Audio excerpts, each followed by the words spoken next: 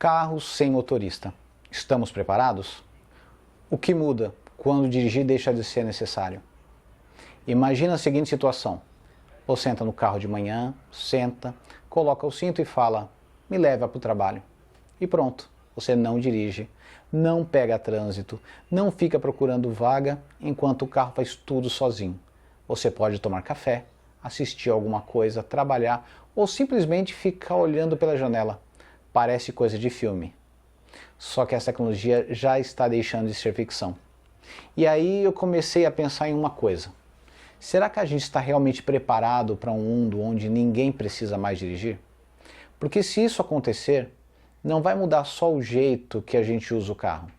Pode mudar emprego, cidade, trânsito, seguro, estacionamentos e até a forma como a gente passa o nosso tempo.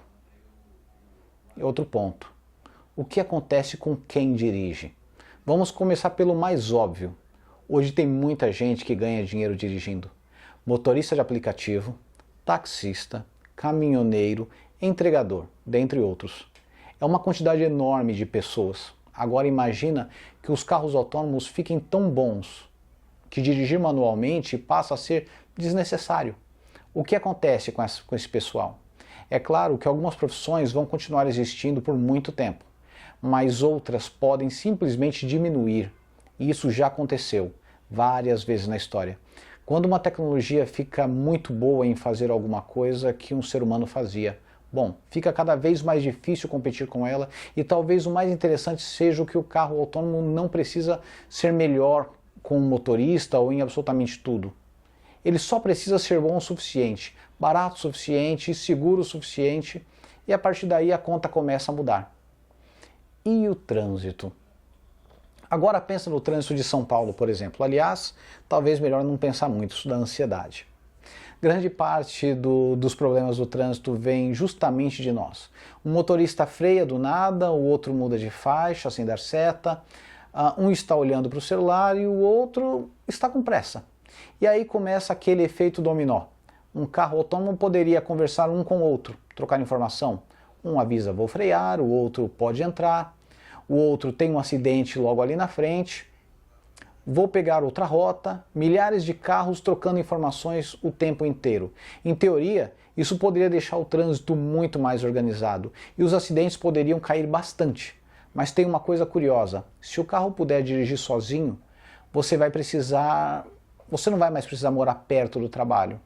Você pode morar a 50, 60, 100 quilômetros, porque durante o caminho você trabalha, você dorme, você assiste Netflix. Então talvez o carro autônomo diminua o trânsito, ou talvez faça todo mundo aceitar morar mais longe, porque no final a gente tem mais tempo dentro do carro. Tecnologia é engraçada, às vezes ela resolve um problema criando outro. E os estacionamentos? Também é um ponto interessante.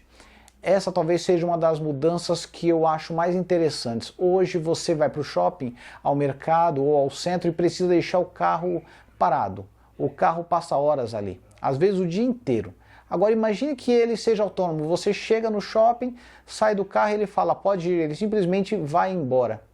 Talvez vá carregar a bateria, talvez busque outra pessoa, talvez fique estacionado em um lugar mais barato e depois volta para te buscar. Isso significa que uma cidade poderia precisar de muito menos estacionamento.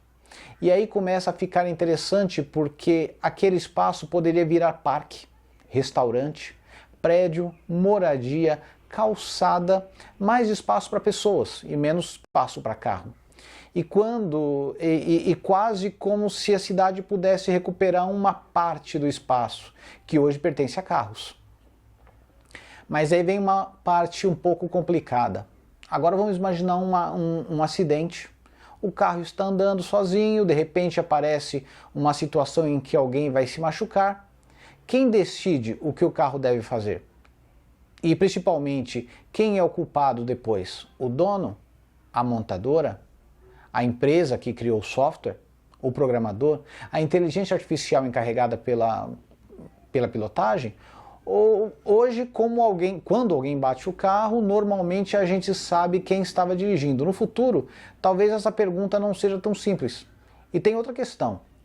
ainda mais estranha, nós vamos precisar confiar em uma máquina para tomar decisões em situações que podem envolver vidas humanas. Eu acho que essa talvez seja um dos maiores obstáculos para os carros autônomos. Não é ensinar o carro a virar uma esquina, é fazer uma sociedade confiar nele. Mas talvez uma outra mudança interessante seja com relação ao nosso tempo. E aqui está uma coisa que eu acho realmente interessante. Quanto tempo você passa dirigindo por semana? 1 hora por dia? 2? Agora multiplique isso por 5 dias, depois por 4 semanas, e depois por 1 ano. E é muita hora.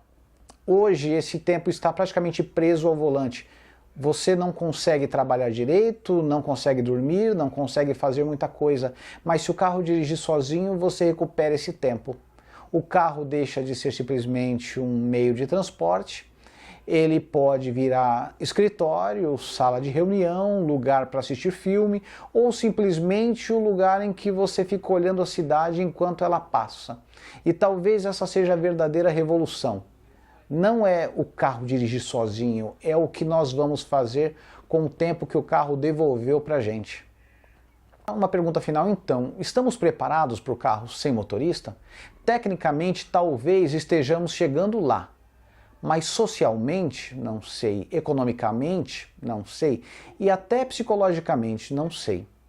Aí eu já não tenho tanta certeza, porque quando uma tecnologia muda alguma coisa que fazemos há décadas, ela não muda só a tecnologia, ela muda a nossa rotina.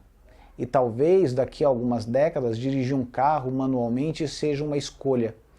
Assim como hoje alguém pode escolher andar a cavalo.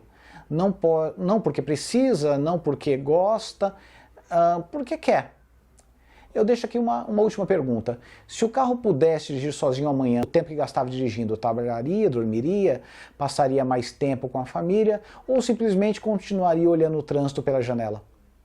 E reclamando, né? Eu sou o Rodrigo Sobor e aqui a gente fica imaginando o que a tecnologia pode fazer por nós. Até o próximo vídeo.